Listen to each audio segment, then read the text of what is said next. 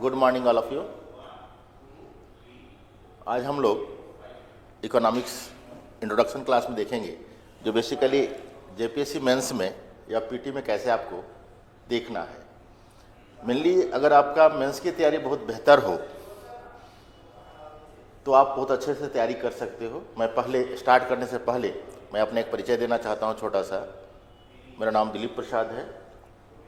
मैं खुद अभी वर्तमान में रांची यूनिवर्सिटी के इकोनॉमिक्स विभाग में कार्यरत हूँ और साथ ही रांची यूनिवर्सिटी के वित्त पदाधिकारी के रूप में भी मैं अभी कार्यरत हूँ। तो मेनली क्या है कि और मैं खुद आज जेपीएससी में मेरे बहुत सारे बच्चे आज सक्सेसफुल हैं। आज की डेट में लगभग झारखंड पीसीएस में अनेक बच्चे हैं। तो एक छोटी सी क्लास में हम ये बताना चाहते हैं कि इकोनॉमिक्स को आपको कैसे लेना चाहिए। इकोनॉमिक्स का सिलेबस क्या है आपके साथ। इकोनॉमिक्स जब भी हम लोग देखते हैं ना, इंडियन इकोनॉमी में जब हम लोग इकोनॉमिक्स में बात करते हैं, जेपीएससी मेंस में बात कर रहे हैं हम लोग,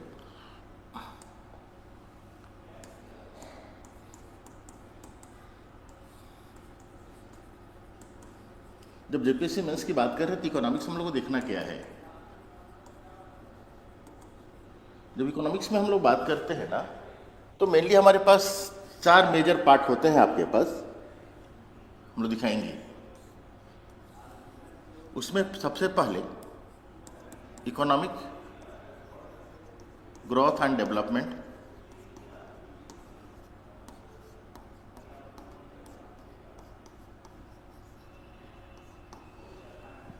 दूसरा जो होता है हम लोग इसके बाद इंडियन इकोनॉमी में बात करेंगे।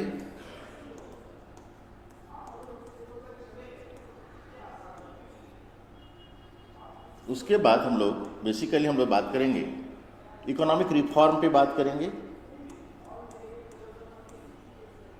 और लास्ट में हम लोग जो बात करेंगे आपके पास वो झारखंड इकोनॉमी पे बात होता है।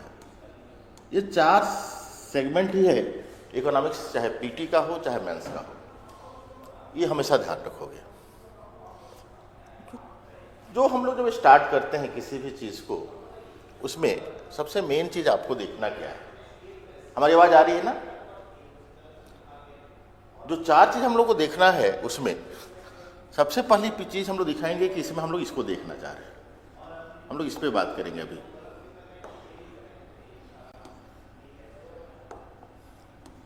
हम लोग इस पे बात करेंगे। उसमें सबसे पहले हम दिखाएंगे हम लोग 2 टर्म आपके पास है। उस टर्म में क्या है आपके साथ ना, एक हम लोग दिखाएंगे आपके पास एक टर्म है ग्रोथ,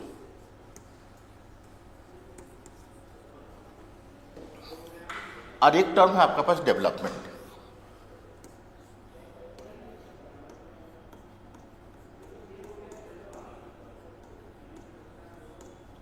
एक टर्म है ग्रोथ और एक टर्म है डेवलपमेंट।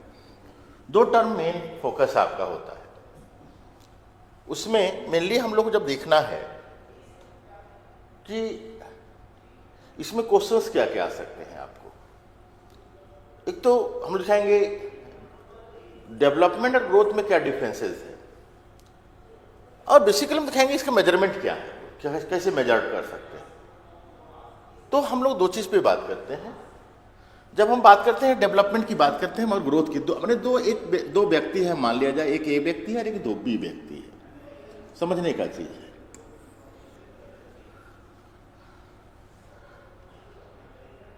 सपोज दैट एक व्यक्ति है, इसका जो स्कोर रिकॉर्ड है, हमारा स्कोर रिकॉर्ड क्या है, इसका स्कोर रिकॉर्ड हमारा क्या है, इसका स्कोर रिकॉर्ड है, मान लिया जाए मैट्रिक में अगर हमारा 60% है, इंटर में हमारा 62% है, बीए में हमारा मान लो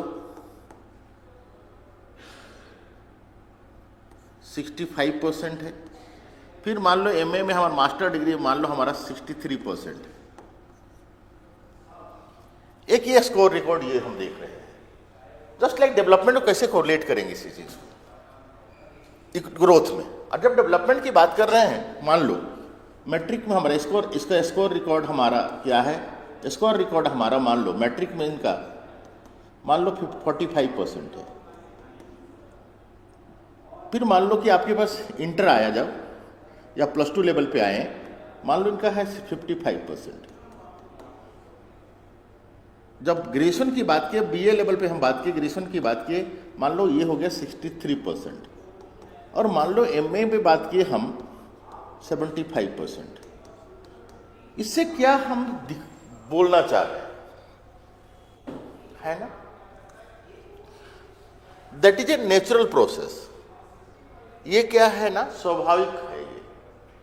मतलब अगर हमारा कभी भी इकोनॉमी में अगर सिचुएशन ऐसा जा रहा है, एक सिचुएशन ऐसा है और एक सिचुएशन हमारा ऐसा हो रहा है किसी टाइम बीइंग में, तो अगर हमारा इकोनॉमी जो होगा स्वाभाविक रूप से ग्रो करेगा, जहां जिसका संबंध केवल नेशनल इनकम या राष्ट्रीय उत्पादन वृद्धि से है। हम इसमें क्या कर रहे हैं, इसका संबंध किस में है?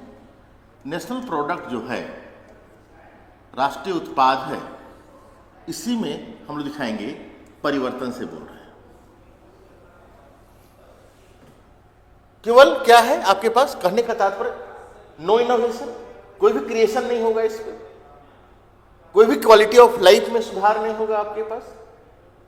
मतलब हम लोग कह सकते हैं ये है क्या, अगर ग्रोथ की बात करते हैं तो हम कह सकते हैं ये क्या है आपके पास, ये हम लोग दिखाएंगे क्वांटिटिव कॉन्सेप्ट है। क्वांटिटिव कॉन्सेप्ट हम बोल रहे हैं,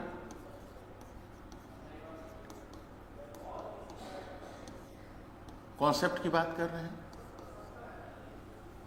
क्वांटिटिव कॉन्सेप्ट से बात कर रहे हैं हम लोग। मत परिमाणात्मक संकल्पना है ये। इसका मतलब क्या है कि आपको कोई भी केवल यह एक हम दिखाएंगे नेचुरल प्रोसेस है और जो ग्रेजुअली हो रही है। मतलब सोशो इकोनॉमिक रिफॉर्म की संभावना इसमें कम है। इसलिए हम लोग बोलते हैं ये जो है ना, क्या क्या हम बोल रहे हैं, सबसे पहला बात बोल रहे हैं इसमें ये नेचुरल प्रोसेस है। ये क्या है, नेचुरल प्रोसेस है, माने स्वाभाविक प्रक्रिया, स्वाभाविक है ये।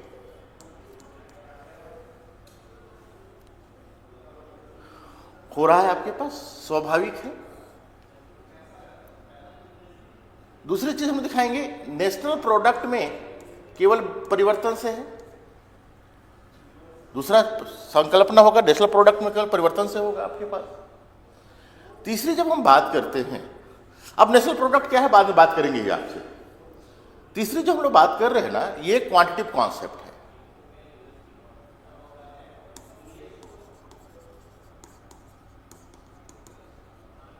कॉन्सेप्ट है आपके पास, माने परिमाणात्मक संकल्पना है ये,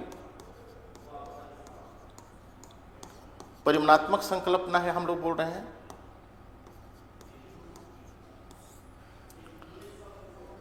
केवल मात्रात्मक रूप से वृद्धि हो रही है। हम लोग दिखाएंगे कि कहने का तात्पर्य सोशो इकोनॉमिक चेंज की बात हम कर रहे हैं, सोशो इकोनॉमिक चेंज की बात कर रहे हैं।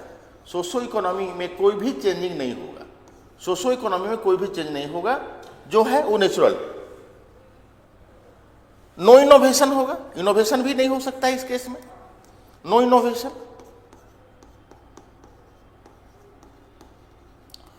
क्योंकि अगर कोई बच्चा तेज है तो शुरू से ही तेज है, उसमें क्रिएटिविटी उतना नहीं होगा जितना कि ग्रेजुअली हम लोग दिखाएंगे, जो हम लोग दिखाएंगे कि कंटिन्यूअस प्रोसेस में जाएगा,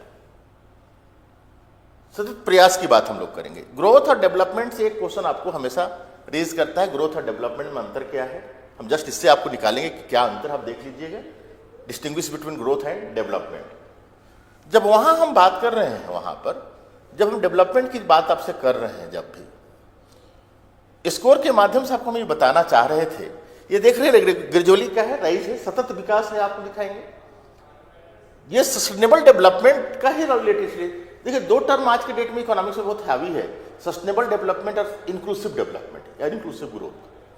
तो जब हम लोग बात कर रहे हैं, इसमें हम दिखाएंगे कि यह स्वाभाविक नहीं है, नेचुरल नहीं है, ये प्रेरित प्रयास है, आपको दिखाएंगे, और सतत प्रक्रिया है, कंटिन्यूअस प्रोसेस है। ये तभी संभव है जब अपने विकास को हम लोग दिखाएंगे किस प्रोसेस में लाएंगे, सतत प्रक्रिया में लाएंगे। और सतत प्रक्रिया का मतलब या विकास हम लोग दिखाएंगे हमेशा लॉन्ग रन होगा, ये लॉन्ग रन होगा। मतलब मीनिंग का मतलब हम बोल रहे हैं नेशनल इनकम तो बढ़ेगा ही बढ़ेगा, प्लस क्वालिटी ऑफ लाइफ भी हमारा क्वालिटी ऑफ लाइफ भी आपको इंक्रीज करेगा। जब भी हम बात कर रहे हैं तो हम लोग क्वालिटी ऑफ लाइफ की भी बात कर रहे हैं। ग्रोथ के साथ हम लोग बात कर रहे हैं तो उसमें बातें क्वालिटी खाली प्रोडक्शन की बात कर रहे थे। जब क्वालिटी ऑफ लाइफ की बात हम कर रहे हैं जैसे, तो सोशो इकोनॉमिक जो कंडीशन होगा वो इंप्रूव करेगा। सोशो इकोनॉमिक कंडीशन को क्या करेगा, इंप्रूव करेगा। इकोनॉमिक कंडीशन क्या करेगा, इंप्रूव करेगा। सोशो इकोनॉमिक कंडीशन जो हमारा होगा क्या, आपको हम लोग दिखाएंगे।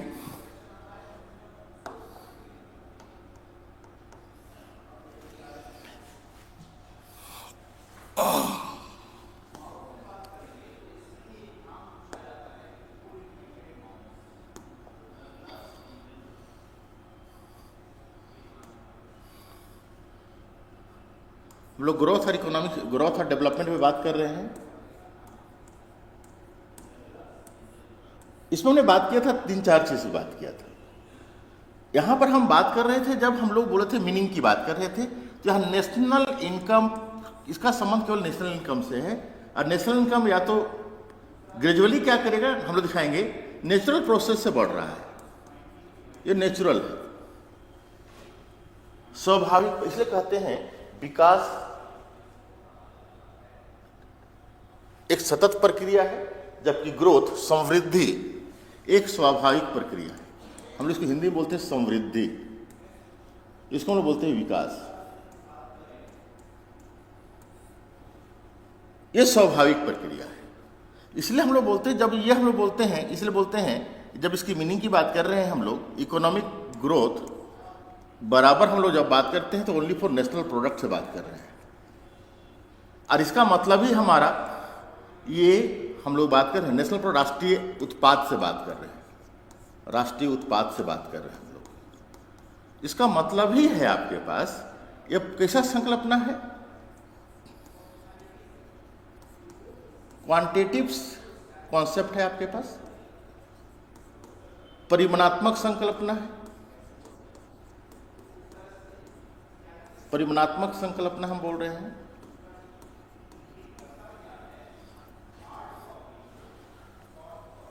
नेशनल प्रोडक्ट क्या है, बाद में लोग चर्चा कर ले भी लेंगे इस पे, कैसे हम लोग आएंगे नेशनल प्रोडक्ट पे आएंगे। अब जहां तक हम लोग जब विकास की ओर जा रहे हैं, देखिए एक चीज हमेशा ध्यान रखना है, एक साथ आप देखिएगा तो आपको कभी भी राष्ट्रीय हम लोग दिखाएंगे, जबकि आप कभी भी हम लोग आर्थिक समृद्धि और आर्थिक विकास दोनों के बारे में अच्छे से जानकारी दे सकते हैं। तो इसके लिए 2-3 चीज पे ध्यान रखना है कि आप दोनों का कॉन्सेप्ट अगर आप समझ जाएंगे, जो भी क्वेश्चन आएगा हम लोग कर सकते हैं। और जब हम लोग इसमें बात कर रहे हैं, जब इसमें हम बात कर रहे हैं, तो ये जो है हम लोग दिखाएंगे, जब विकास की हम बात कर रहे हैं तो हम लोग इकोनॉमिक डेवलपमेंट की जब बात कर रहे हैं तो नेशनल प्रोडक्ट तो है ही है, साथ ही साथ क्वालिटी ऑफ लाइफ में भी हम लोग दिखाएंगे, क्वालिटी ऑफ लाइफ भी हम लोग दिखाएंगे रिफॉर्म करेगा, सुधार होगा। मतलब राष्ट्रीय प्रोडक्ट, राष्ट्रीय उत्पाद प्लस जीवन की गुणवत्ता, जीवन की गुणवत्ता। जैसे हम बोल रहे हैं कि किसी बच्चे का जब मैट्रिक का स्टैंडर्ड जो था, उस स्टैंडर्ड में निश्चित तौर पर क्या हुआ, जब हम लोग मैट्रिक में था 45%, इंटर में 55%, ग्रेजुअली वो राइज किया, तो हम लोग दिखाएंगे वो अपने प्रयास से कंटिन्यूअस प्रोसेस है। इसलिए हम जब बात करते हैं इसका, यह एक कैसा प्रक्रिया है, सतत प्रक्रिया है, कंटिन्यूअस प्रोसेस है, प्रोसेस है, सतत प्रक्रिया है बोले, सतत प्रक्रिया है बोले। इसका मतलब ही है, इसका संबंध किससे है, quantitative concept plus qualitative concept, गुणात्मक और परिमाणात्मक, 2 कॉन्सेप्ट हम लोग आएंगे। इसका संबंध हम दिखाएंगे, गुणात्मक भी होगा प्लस परिमाणात्मक भी होगा। इसलिए हम लोग दिखाएंगे, जब भी बोलते हैं ब्रॉडर कॉन्सेप्ट है आपका डेवलपमेंट, यहां एक चीज का बात किया है, यहां एक चीज का बात कर रहा है आपके साथ कि यह नेचुरल प्रोसेस है, जबकि इसमें दूसरा चीज हम लोग बात जब कर रहे हैं तो देख रहे हैं वहां पर हम लोग दिखाएंगे कि कॉन्टिन्यूअस सतत प्रक्रिया जो कि लॉन्ग रन प्रोसेस है। तो गुणात्मक और परिमाणात्मक दोनों ही रिफॉर्म है हम लोग वहां बात कर रहे हैं। एक तो ये चीज को हम लोग फोकस करेंगे। दूसरा चीज हम लोग बात करेंगे, जैसे हम इसकी बात कर रहे हैं तो हम लोग दिखाएंगे नो सोशियो इकोनॉमिक चेंज, सामाजिक आर्थिक सुधार संभव नहीं है इसके द्वारा। सामाजिक आर्थिक सुधार, सोशियो इकोनॉमिक रिफॉर्म संभव नहीं है इसमें नहीं हो सकता है। उसमें कोई भी इनोवेशन नहीं होगा, नो इनोवेशन।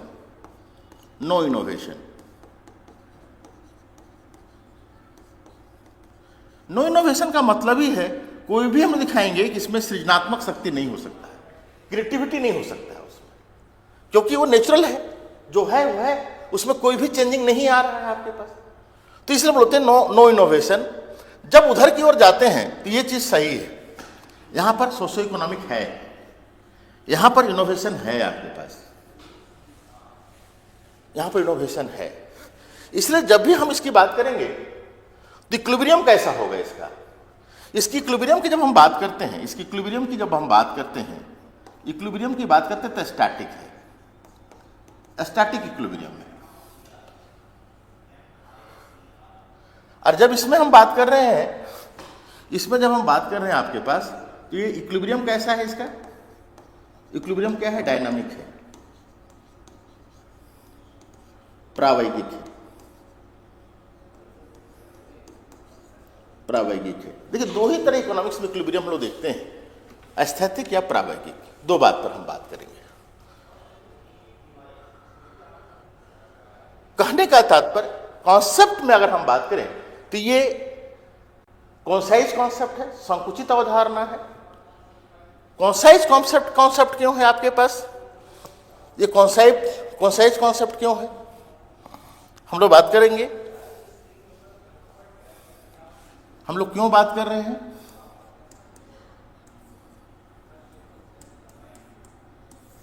नेक्स्ट हम लोग बात कर रहे हैं जब हम लोग, तो एक चीज हम लोग हमेशा बात करेंगे, ये कॉन्सेप्ट जो है वो संकुचित है। क्यों संकुचित हम बोल रहे हैं, कॉन्साइज कॉन्सेप्ट क्यों बोल रहे हैं, यह अवधारणा जो है काफी संकुचित है, क्योंकि इसका रिलेशन जो है केवल नेशनल प्रोडक्ट में परिमाणात्मक चेंजिंग से है, मात्रात्मक परिवर्तन से। और मात्रात्मक परिवर्तन का मतलब क्यों संकुचित बोल रहे हैं, रिलेशन है परिमाणात्मक परिवर्तन।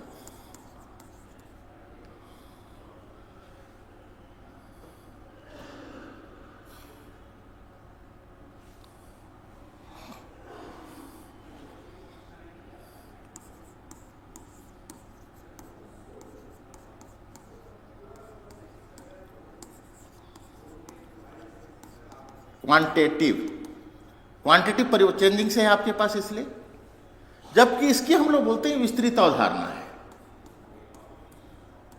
विस्तृत कॉन्सेप्ट है। क्यों हम लोग बोल रहे हैं, क्योंकि इसका संबंध है क्वांटिटिव प्लस क्वालिटेटिव,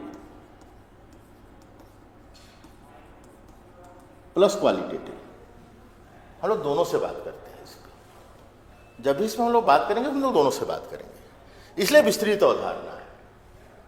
तो कहने का तात्पर्य जब क्वालिटेटिव कॉन्सेप्ट है तो यहां पर हमेशा ध्यान रखेंगे ये अप एंड नेशनल प्रोडक्ट जो हो सकता है अप एंड डाउन भी हो सकता है, पॉजिटिव और नेगेटिव भी हो सकता है, बट यहां पर हम लोग दिखाएंगे नेशनल प्रोडक्ट जो होगा नॉर्मली पॉजिटिव ही रहेगा, क्योंकि यहां इनोवेशन जो है हमारा, इनोवेशन यहां संभव नहीं है।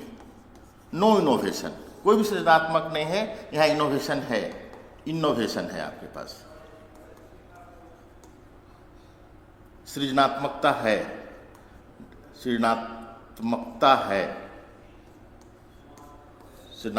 है, सृजनात्मकता है आपके पास, इनोवेशन है। और क्योंकि विकास का आधार, शुम्पीटर का मानना था, कभी क्वेश्चन पूछता भी है, किसने कहा था कि विकास में इनोवेशन आवश्यक है। तो इनोवेशन जब भी हो सकता है, डेवलपमेंट में हो सकता है, ग्रोथ में नहीं हो सकता है। इसलिए इसका रिलेशन जो हम लोग बात करते हैं किससे है आपका, इसका जो रिलेशन हम लोग दिखाएंगे, ये जो है जितने भी हमारा डेवलप्ड इकोनॉमी है, विकसित जो अर्थव्यवस्था है, जिसका भी जो भी विकसित कंट्री हैं, कौन सा देश इसमें आएंगे, जितने भी डेवलप्ड कंट्री हैं इसमें आएंगे। इसलिए देखिएगा, भारत जैसे विकासशील देश में इनोवेशन ज्यादा है आपके पास, और ग्रेजुअली वो राइज करता है। जो हम लोग मेजरमेंट करेंगे, कैसे इसको हम मापेंगे आपको, ये किसके लिए है, विकासशील देशों के लिए। तो मुझे लगता है अब हम लोग आराम से इसको अब हम लोग एक्सप्लेन कर सकते हैं, आराम से एक्सप्लेन कर सकते हैं कि अगर हमारा विकास की बात, हम लोग समृद्धि की बात कर रहे हैं जब कभी भी, और एक विकास की बात कर रहे हैं हम लोग, दो चीज़ पे बात हमेशा कर लेना है आप लोग को, जो मेंस में हमेशा ये आपको रहता ही रहता है। तो उसमें हम लोग दो चीज़ बात कर लेंगे हम लोग। एक तो सबसे पहला, कोई भी कंट्री अपने रिसोर्स का प्रयोग करते हुए अगर उत्पादन का हायर लेवल को अचीव कर चुका है, जहाँ की जीवन की गुणवत्ता बेहतर है, मतलब यह एक स्वाभाविक प्रक्रिया है, that is a natural process है, तो वह कहलाएगा आपके पास समृद्धि कहलाएगा, इकोनॉमिक ग्रोथ कहलाएगा। लेकिन कोई भी राष्ट्र अपने संसाधनों का प्रयोग करते हुए विकास के पथ पर निरंतर अग्रसर है, जो एक सतत प्रक्रिया है, कंटिन्यूअस प्रोसेस है बोल रहे हैं, और हम लोग दिखाएंगे लगातार विकास के पथ पर अग्रसर हो, तो वह कंट्री हम लोग दिखाए वह आर्थिक विकास कहलाएगा। मतलब विकास और समृद्धि की अगर हम बात करते हैं तो दोनों में अंतर क्या है, तो आपको 6-7 पॉइंट हमने बताया, उस पॉइंट से आप लेके निकल जाएंगे तो आपको हमको लगता है आर्थिक विकास और आर्थिक समृद्धि में क्या अंतर है, बच्चे आपको दिख जाएगा आपको। तो मुझे लगता है कि एकदम क्लियर कट कॉन्सेप्ट है कि आर्थिक विकास और आर्थिक समृद्धि क्या है। किसी को कोई डाउट होगा तो इसमें अगर है लाइव में तो बात कर सकते हैं। तो हम लोग जनरली जब हम लोग बात कर रहे हैं इसमें, अब जहां तक इस टर्म को कैसे हम मेजर करेंगे, तो आर्थिक विकास एक तो आपका हो चुका है। आर्थिक विकास, अगर मान लो कभी क्वेश्चन पूछता है आर्थिक विकास से आप क्या समझते हैं, तो आर्थिक विकास में लोग बोलते हैं आर्थिक विकास एक सतत प्रक्रिया है जहां पर राष्ट्रीय आय में वृद्धि के साथ साथ हम दिखाएंगे जीवन की गुणवत्ता में भी, क्वालिटी ऑफ लाइफ में सुधार से भी है। अर्थात यह परिमाणात्मक के साथ साथ एक गुणात्मक संकल्पना है और एक दीर्घकालीन प्रक्रिया है, लॉन्ग रन प्रोसेस है। तो मतलब हम लोग दिखाएंगे कि कहने इसलिए हम लोग बोलते हैं इसे, इसमें इनोवेशन है। अब जहां तक एक टर्म है राष्ट्रीय उत्पाद बार बार बात कर रहे हैं। देखो, राष्ट्रीय उत्पाद की बात हम जब करते हैं फिर हम विशेषता में आ जाएंगे। जब राष्ट्रीय उत्पाद की बात करें, हम बार बार राष्ट्रीय उत्पाद की बात कर रहे हैं, नेशनल प्रोडक्ट की बात हम कर रहे हैं, क्योंकि नेशनल प्रोडक्ट और क्वालिटी ऑफ लाइफ बहुत बड़ा चीज है, हम लोग बात करेंगे और बाद में इसी से हम लोग मेजरमेंट की भी बात कर लेंगे। क्योंकि दो टर्म बहुत बारीकियां से आ रही है कि हमारा नेशनल प्रोडक्ट वृद्धि का इंक्रीज करेगा या चेंज होगा, लेकिन एक कोर कर है क्वालिटी ऑफ लाइफ अगर चेंज नहीं हो पा रहा है और जो कि हायर लेवल को अचीव कर चुका है, तो हम लोग दिखाएंगे वो आपके ग्रोथ है। बट नेशनल प्रोडक्ट में भी ग्रेजुअली चेंजिंग है और क्वालिटी ऑफ लाइफ भी ग्रेजुअली राइज कर रहा है, मतलब सतत प्रक्रिया है, कंटिन्यूअस प्रोसेस है। तो हम लोग क्या बोले, डेवलपमेंट है।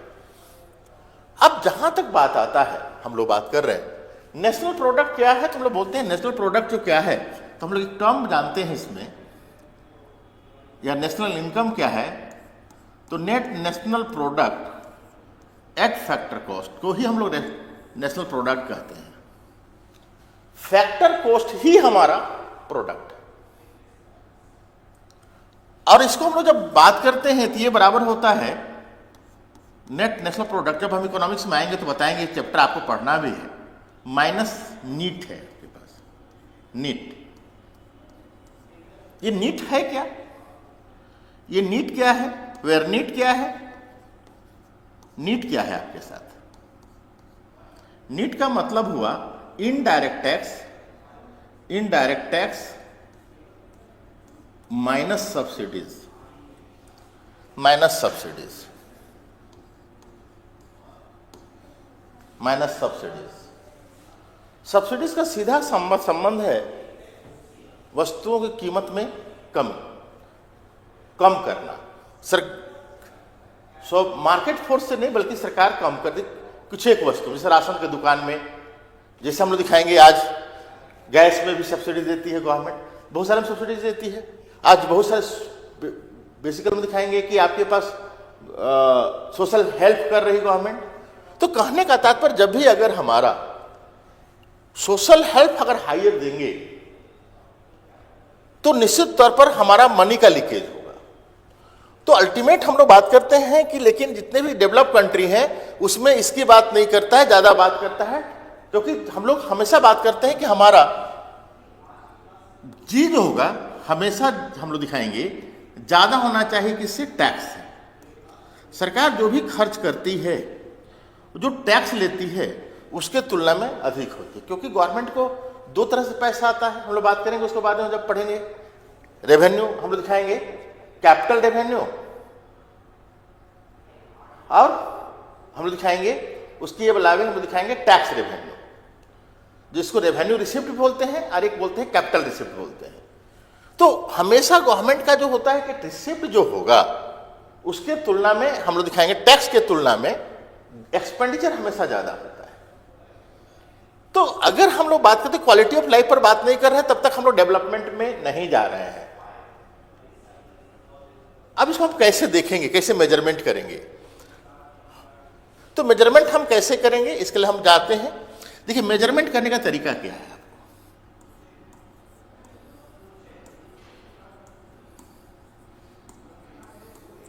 Measurement of economic development.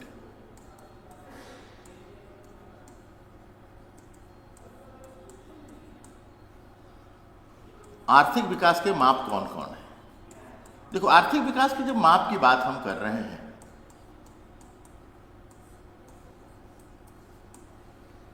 इसमें देखोगे दो व्यू पर हम लोग चर्चा करते हैं जनरली।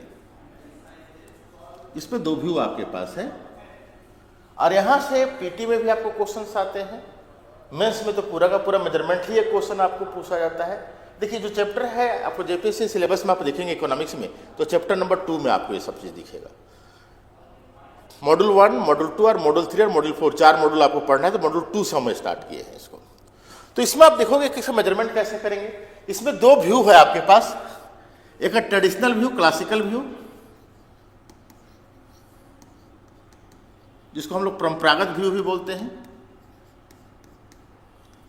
परंपरागत व्यू दृष्टिकोण, एक है आपका परंपरागत दृष्टिकोण, और एक है हमारे साथ दूसरा जो व्यू है हम लोग का, वो है आधुनिक व्यू, मॉडर्न व्यू।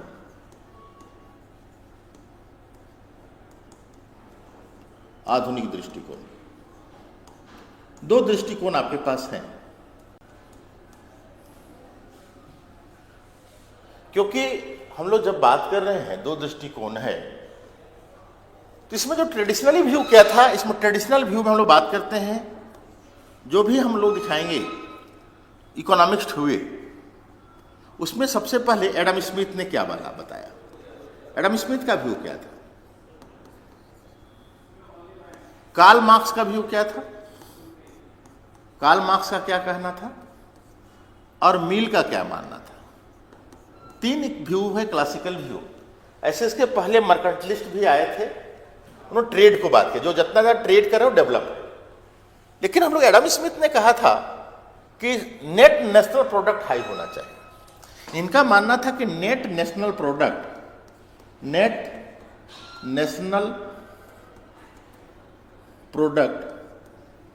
शुद्ध राष्ट्रीय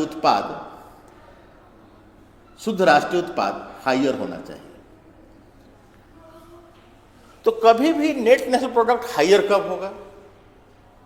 एडम स्मिथ ने एकदम स्पष्ट कंट्रीब्यूशन दिए थे इसके लिए। नेट नेशनल प्रोडक्ट को अगर हायर करना है, किसी भी इकोनॉमी को अगर डेवलप करना है, तो हम लोग सबसे पहला काम करें, लेबर डिवीजन की ओर जाएं, लेबर डिवीजन में जाएं। जब तक श्रम विभाजन नहीं होगा, नेट नेशनल प्रोडक्ट ज्यादा नहीं हो सकता है। विकास का एक बहुत बड़ा मेजरमेंट का आधार बताए थे एडम स्मिथ, जो कि फादर ऑफ इकोनॉमिक्स हम लोग जानते हैं जिनको। उन्होंने कहा था कि अगर नेट नेशनल प्रोडक्ट को हमको हायर करना है, तो इसके लिए लेबर डिवीजन हम लोग अनिवार्य होना चाहिए इकोनॉमी में। मतलब जिस काम के लिए जो बेहतर है, उसको उस काम में आप इन्वॉल्व करें, प्रोडक्शन ऑलवेज हाई होगा। हमारे यहां क्या दिक्कत है, आज भी हम लोग एक्सेप्ट नहीं कर पाए कि जो भी हम लोग तैयारी करते हैं या जो भी वर्क में है, तो हम लोग क्या सोचते हैं कि चलो कुछ भी मिल जाए। पॉसिबल नहीं है। आपको जिस काम में आपकी रुचि हो, जिसमें ओन इंटरेस्ट आप पाएं, उस काम को करें तो निश्चित रूप आपको प्रोडक्शन ज्यादा होगा। ये एडम स्मिथ का मानना था। किसी भी विकास का अगर हम बात करें, नेट नेशनल प्रोडक्ट को हाई करना है, और नेट नेशनल प्रोडक्ट हाई कैसे होगा, इसका लेबर डिवीजन कर स्टार्ट करें। आप हम दिखाएंगे बिना labour division, without labour division, net national product हम दिखाएंगे हायर हो ही नहीं सकता है, जो कि बहुत बड़ी समस्या है। इसलिए विकास में अगर लेबर डिवीजन के माध्यम से विकास हो रहा, अगर लेबर डिवीजन हम लोग अडॉप्ट कर लिए तो विकास होगा। तो इसलिए किसी भी कंट्री में विकास का जो मेजरमेंट हम लोग करते हैं, उस कंट्री के लेबर डिवीजन के आधार पर करते हैं। कार्ल मार्क्स का व्यू क्या आया? कार्ल मार्क्स का व्यू आया कि हम लोग को दिखाएंगे सोशलिज्म होना चाहिए, समाजवादी विचारक होना चाहिए, सोशलिस्ट होना चाहिए, समाजवादी विचारक होना चाहिए, सोशलिस्ट होना चाहिए, कैपिटलिस्ट नहीं होना चाहिए। क्योंकि कैपिटलिस्ट जो भी होगा वो केवल अपना विकास करेगा। तो सोशलिज्म हो, और इसलिए देखोगे समाजवादी राष्ट्र की बात हम जब करते हैं, क्योंकि पूंजीवाद हम लोग देखते हैं, पूंजीवाद के मार्क्स काफी विरोधी थे। तो समाजवादी जिस भी हम लोग समाजवाद जहां पर है, जहां सोशलिज्म है, कहने का तात्पर्य जहां कंजम्पशन लेवल काफी हाई है एकोमोडेशन के माध्यम से, तो हम लोग दिखाएंगे कि आपके पास वो विकास वहां पर हम लोग दिखाए वो मेजरमेंट हो सकता है। ये बोले थे हम लोग दिखाएंगे कोऑपरेटिव होना चाहिए, सहकारिता। ये क्लासिकल व्यू 3 पर बात किया। एक ने कहा लेबर डिवीजन कर दो, हो जाएगा। एक कहा समाजवाद कर दो, और एक कहा था कॉपरेशन, पार्टनरशिप में चलिए। डेवलपमेंट में पार्टनरशिप बहुत जरूरी है कहीं ना कहीं। इसलिए जब इकोनॉमिक रिफॉर्म आया तो हम लोग मार्केट में आए, तो पार्टनरशिप की बात हम लोग कर रहे हैं। लेकिन अगर हम देखें तो जितने भी व्यू आए हैं वो यूनिलिंक्ड है, एक पक्षीय है। और विकास जो होगा हमेशा मल्टी डायमेंशनल होता है। विकास एक पक्षीय नहीं हो सकता है, बहुपक्षीय हो सकता है। इसलिए क्लासिकल व्यू बहुत ज़्यादा हम दिखाएंगे अपने उद्देश्य में पूरा नहीं हो पाया। अल्टीमेट हम लोग दिखाएंगे जो मॉडर्न व्यू आया वो ज़्यादा ऑथेंटिक रहा क्लासिकल व्यू में। लेकिन हाँ, ऐसा नहीं है, आज भी इसकी रिलीवेंस है। वास्तविकता है कि अगर लेबर डिवीजन अगर संभव हो, जिस काम में जो बेहतर हो उसको उस काम को लगाएं, तो हम लोग उसका वो हम लोग दिखाएंगे बेहतर होगा आपको। इसलिए कहा भी जाता है जिस काम की आपकी अभिरुचि हो उसका आप ट्रेनिंग लें और उस काम में इन्वॉल्व हो तो बेटर होगा। कहीं ना कहीं मनरेगा हम लोग दिखाएंगे, जो आपको सबसे पहले ट्राइसेम आया था, इसलिए भी आया था ट्राइसेम। हम लोग दिखाएंगे भाई इसको उस बेस पर हम लोग पहले ट्रेनिंग दे दें, जिस काम उसकी अभिरुचि है उस काम को ट्रेनिंग दे दें और उसका काम में इन्वॉल्व कर दें। तो ऑब्वियसली उसका उसका प्रोडक्शन लेवल हाई होगा, देश के विकास में उसका कॉपरेशन होगा। तो कहने का तात्पर्य जब मॉडर्न व्यू जब आया, डेवलप किया हमारा, तो इसमें सबसे बड़ा चीज बात किया मॉडर्न व्यू में जब बात आया तो पिगू ने दो टर्म को लिया। एक तो बोला कि हम लोग दिखाएंगे इंडियन पिगू का कॉन्सेप्ट आया, जब पिगू ने दो चीज पर बात की है।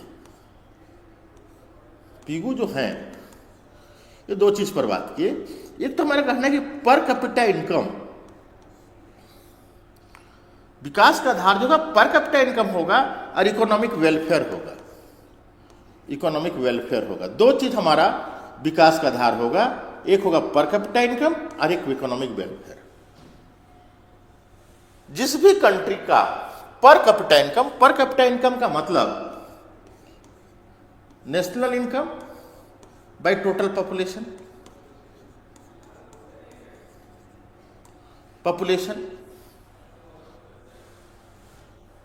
मतलब जहां पर पॉपुलेशन कम हो और प्रोडक्शन ज्यादा हो,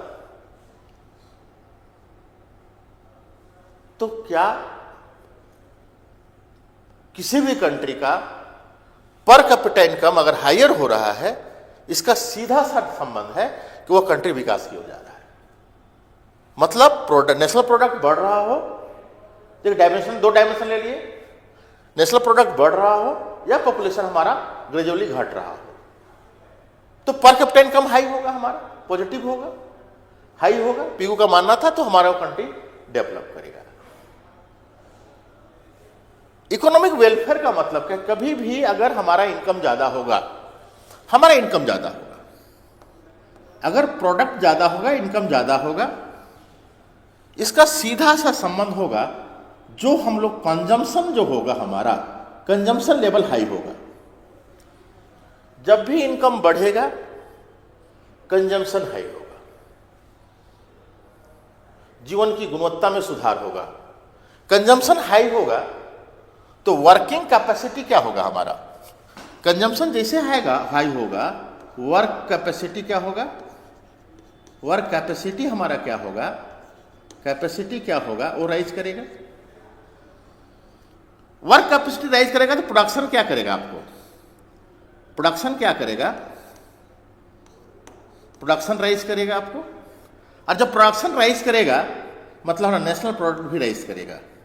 तो किसी भी कंट्री में अगर वेलफेयर है, इन वेलफेयर का मतलब है अधिक उपभोग से, मोर कंजम्पशन से है।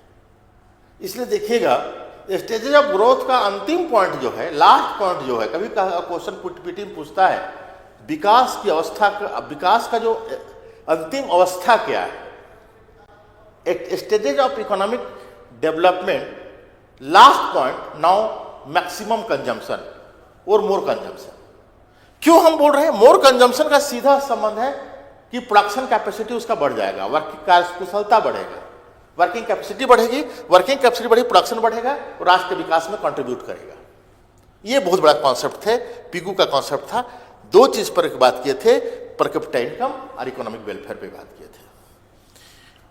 नेक्स्ट हम लोग बात करते हैं मॉडर्न व्यू में, एक नेक्स्ट व्यू आता है, मॉडर्न व्यू में ही हम लोग बात कर रहे हैं, मॉडर्न व्यू पे ही हम बात कर रहे हैं। जब मॉडर्न व्यू पे हम बात कर रहे हैं, उसमें पहला चीज हमने बताया per capita income and economic welfare, प्रति व्यक्ति आय और आर्थिक कल्याण, ये दोनों कॉन्सेप्ट पिगू का है। ये कॉन्सेप्ट किसका है, पिगू का है। इकोनॉमिस्ट थे, इसलिए पिगू का एक बुक ही था, theory of economic welfare. Pigou एक बुक था आपके पास, हम लोग दिखाएंगे, थ्योरी ऑफ इकोनॉमिक वेलफेयर। जब हम बात कर रहे हैं इस केस में, तो एक वेलफेयर का मतलब है मैक्सिमम कंजम्पशन। इसका संबंध हम लोग दिखाएंगे कि आपके पास या तो प्रोडक्ट को बढ़ाएं या तो पॉपुलेशन को, तो दोनों अगर राइज कर रहा है पर कैपिटा इनकम हाई करेगा, तो विकास का वो आधार है, विकास कर रहा है कोई भी कंट्री। दूसरा जो कॉन्सेप्ट हम लोग बात करेंगे, हम लोग दिखाएंगे इकोनॉमिक स्ट्रक्चर।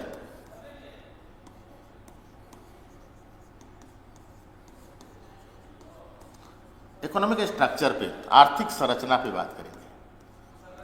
कहीं कहीं हम लोग इसको व्यावसायिक संरचना भी बोलते हैं, व्यावसायिक संरचना भी बोलते हैं।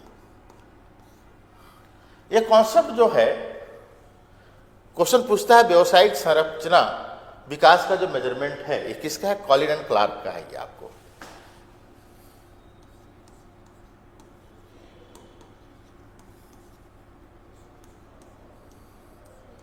कॉलिन एंड क्लार्क का है, आपके पास कॉलिन एंड क्लार्क,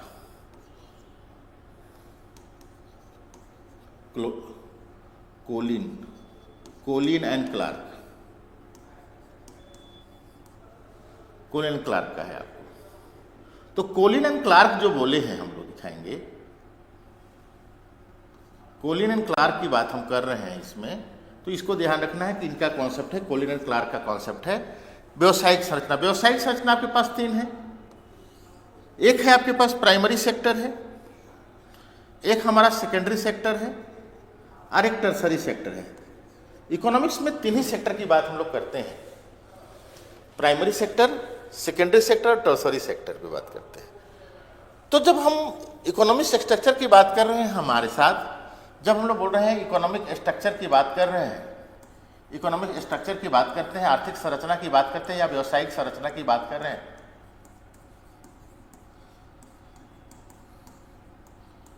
तो इसमें हम लोग बात कर रहे थे, एक आपका प्राइमरी सेक्टर है, एक है आपको सेकेंडरी सेक्टर है और एक टर्सरी सेक्टर है। प्राथमिक क्षेत्र हम लोग बोल रहे हैं,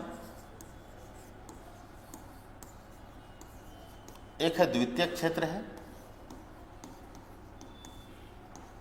और एक तृतीयक क्षेत्र है। यह कॉन्सेप्ट किसका है? तो कॉलिन एंड क्लार्क का है, आपको ध्यान रखना है।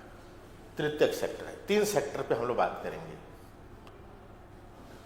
तो इस केस में जब हम लोग देखते हैं ना, जब हम इस बात पे बात करते हैं, प्राइमरी सेक्टर मतलब रॉ मटेरियल सेक्टर है हमारा, या हम लोग दिखाएंगे प्राथमिक उत्पाद मतलब कच्चे माल, कृषि आएगा,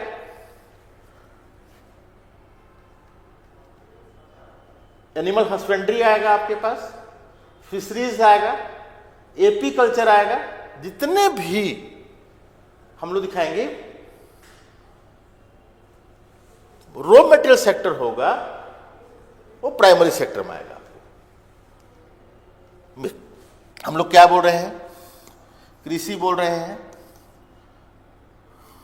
मत्स्य पालन बोल रहे हैं, फिर हम लोग बोल रहे हैं डेयरी फार्मिंग बोल रहे हैं, मधुमक्खी पालन बोल रहे हैं,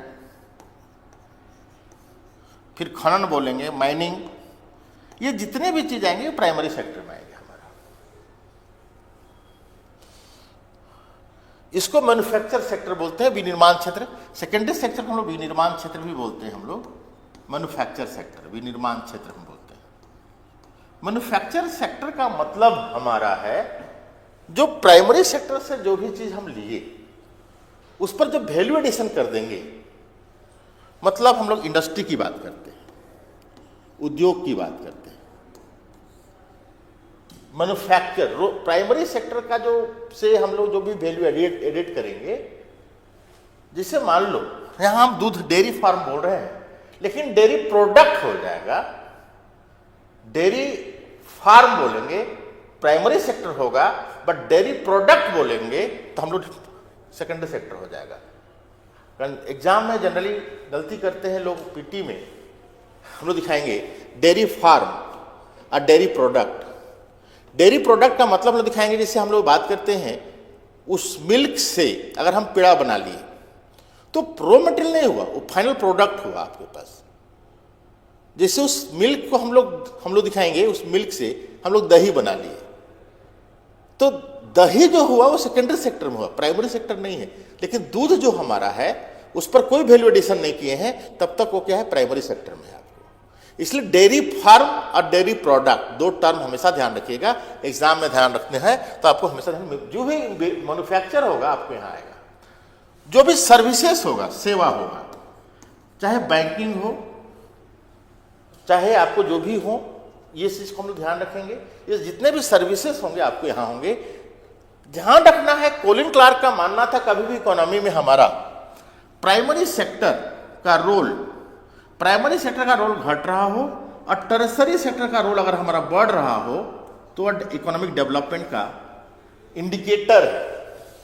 economic development indicator is a primary sector falling on और टर्सरी सेक्टर राइजिंग ऑन और गॉनिंग ऑन, ये दोनों होना चाहिए।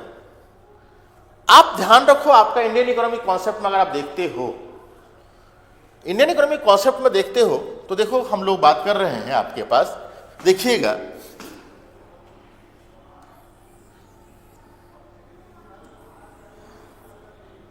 मान लो हमारा ये 1951-52 का सीन था आपका और ये 2024-25 का सिनारियो है। आप देखिए हमारा प्राइमरी सेक्टर लगभग 55.6% था वहां पर। अभी हमारा प्राइमरी सेक्टर में आप लोग हर कोई को पता है लगभग हम लोग दिखाएंगे 15.3% अभी है। 14.3 से बढ़ा हुआ है 24-25 में 15.3% है। ये प्राइमरी सेक्टर था हमारा, ये प्राइमरी सेक्टर है और ये प्राइमरी सेक्टर है। हमारा टर्सरी सेक्टर की बात अगर हम कर रहे हैं, यहां टर्सरी सेक्टर लगभग 17.3% था। अभी हमारा टर्सरी सेक्टर जो हमारा है, अभी हमारा टर्सरी सेक्टर लगभग हम लोग बात करते हैं तो लगभग 54.8% हमारा, कहीं कहीं 55 भी दे रहा है। ये टर्सरी सेक्टर है, ये हमारा सेकेंडरी सेक्टर है। एक समझने के लिए हम बता रहे हैं, अरे डेटा है आपको, इसलिए बोलते हैं कि हायर कंट्रीब्यूशन गवर्नमेंट का भारत सरकार का किस सेक्टर से है, तो सेकेंडरी सेक्टर से नहीं बल्कि टर्सरी सेक्टर से है, जो कि फर्स्ट प्लान में हमारे यहां प्राइमरी सेक्टर से था। तो कोलिन क्लार्क का ये मानना था कभी भी प्राइमरी सेक्टर का रोल अगर घट रहा हो और टर्सरी सेक्टर का रोल बढ़ रहा है तो वह विकास का इंडिकेटर है। ये कोलिन क्लार्क का मानना था। ठीक है, एक तो इसको ध्यान, मतलब मेरा क्या थ्योरी आ रहा है, मेरा अगर जब भी हम लोग बात करते हैं हमारा ये हम लोग दिखाएंगे कि आपके पास किसी टाइम में हम लोग अभी हम बात कर रहे हैं, ये सेक्टर हमारा है, हमारा ये प्राइमरी सेक्टर है, ये हमारा टर्सरी सेक्टर है मान लो, और ये हमारा सेकेंडरी सेक्टर है। ये स्थिति पे हमारी इकोनॉमी है आज के डेट में, भारत सरकार का इकोनॉमी। तो कहने का तात्पर्य अभी हम लोग दिखाएंगे हायर कंट्रीब्यूशन किस सेक्टर का है, तो सेकेंडरी सेक्टर का है। फर्स्ट प्लान में जब हम लोग प्लानिंग स्टार्ट किए थे उस हमारा किस सेक्टर का था, तो प्राइमरी सेक्टर का था। तो ये कोलिन क्लार्क का मानना था कभी भी कि कोई भी इकोनॉमी में अगर प्राइमरी सेक्टर फॉल कर रहा है, टर्सरी सेक्टर ग्रेजुअली राइज कर रहा है, तो विकास का इंडिकेटर है, वहां विकास हो रही है। एक तो ये चीज को ध्यान रखना है। उसके बाद जो आती है हम लोग का, जब भी विकास की बात हम कर रहे हैं, एक चीज हम लोग बात करते हैं आज के डेट में, हम दिखाएंगे बेसिक नीड्स इंडिकेटर।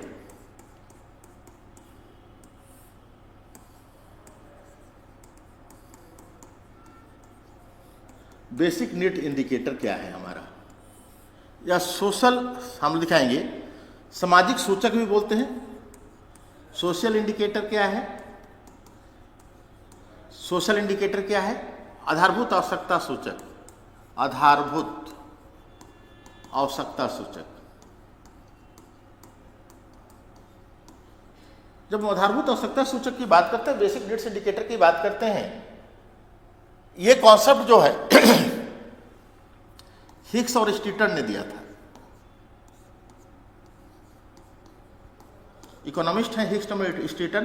पीटी में पूछा जा सकता है, जैसे मान लो इकोनॉमिक स्ट्रक्चर की बात किसने किया, तो हम लोग बात करेंगे इकोनॉमिक स्ट्रक्चर की बात किसने किया, तो हम लोग बात कर सकते हैं कि कोलिन क्लार्क ने किया था। इकोनॉमिक वेलफेयर की बात किसने किया, तो पीगू ने किया। पीटी में पूछ सकता है आपको इसको मैच करने के लिए, ऑब्जेक्टिव्स में मैच करने के लिए। उसी प्रकार बेसिक नीड्स की बात इन्होंने किया था। बेसिक नीड्स के 6 इंडिकेटर हैं। कभी भी हम बात करते हैं बेसिक नीड्स में लोग क्या क्या आता है, तो आप समझो सबसे पहला हमारा बेसिक नीड्स इंडिकेटर में पहला हम लोग हेल्थ की बात करते हैं। दूसरा एजुकेशन की बात करते हैं। तीसरा हम लोग क्या बात कर रहे हैं? तीसरा हम लोग बहुत बात करते हैं, हम लोग एजुकेशन के बाद हम लोग बात करते हैं, हम लोग दिखाएंगे पोषण की बात कर रहे हैं, न्यूट्रिएंट्स की बात कर रहे हैं, या कैलोरी उपभोग की बात कर रहे हैं।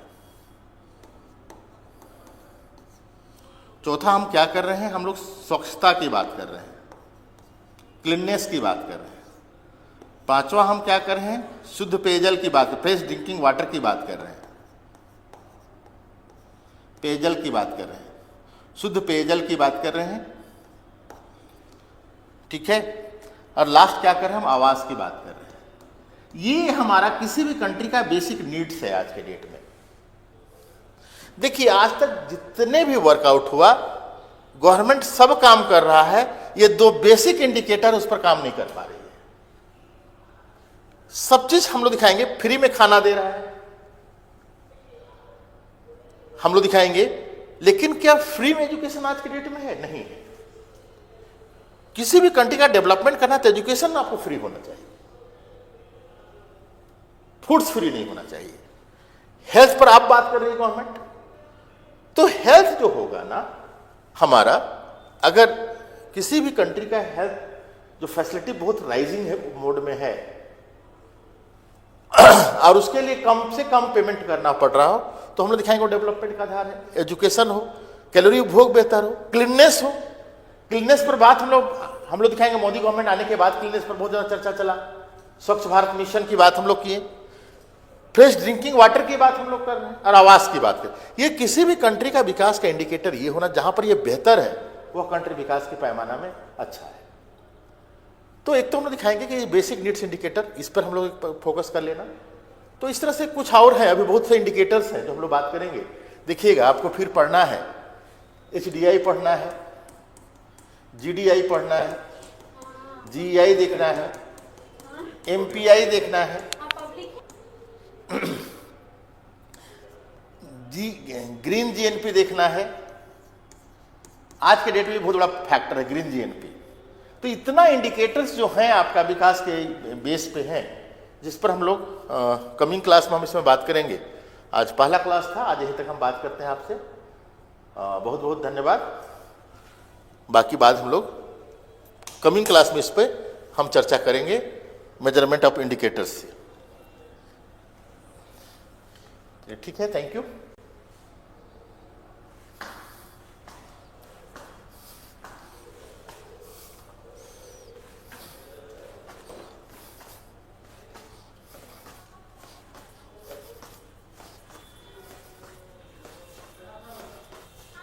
निकल गया क्या ये? हाँ?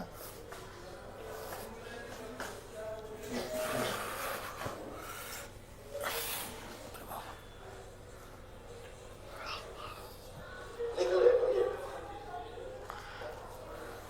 सर मैंने उठा दिया है। नमस्कार सर, लीजिए। कंफर्टेबल है सर? हाँ हाँ हाँ, नहीं ठीक है ठीक है।